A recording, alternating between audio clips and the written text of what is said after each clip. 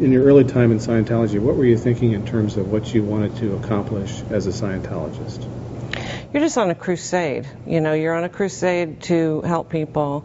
Scientology believes that you are a spiritual being and that you've lived before and you'll continue to live, and that they have the answers to all sorts of different questions. And that you can increase your ability as a spiritual being to become free. And so I wanted to be part of the crusade to accomplish that. Okay. And you left in, what was the year? It was the 1st of March, 2005. Okay. Why did you leave? There's a somebody in charge of the Church of Scientology right now named David Miscavige, who is an extremely abusive, tyrannical leader who is turning the Church of Scientology, or has turned the Church of Scientology, into what I classify as a cult, and something that I didn't want to have anything more to do with because he's hurting people. And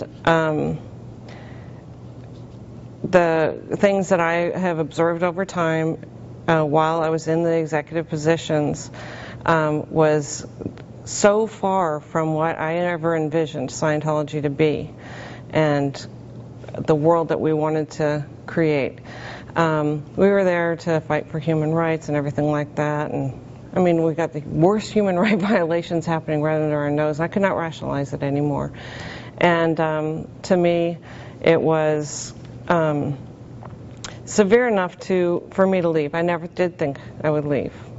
It wasn't even in the cards for a long time, and I was willing to endure almost anything. I mean, and I have over the years. I mean, we had unbelievable schedules or whatever, but it was all a crusade, and there's a lot of really good people there, but they're being hurt, and I can tell you specifics about that.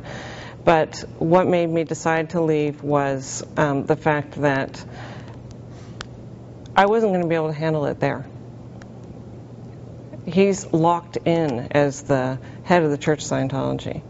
He's got every legal thing at his disposal and so on. And if you are in any way opposed to him or whatever, you can just be out on the street.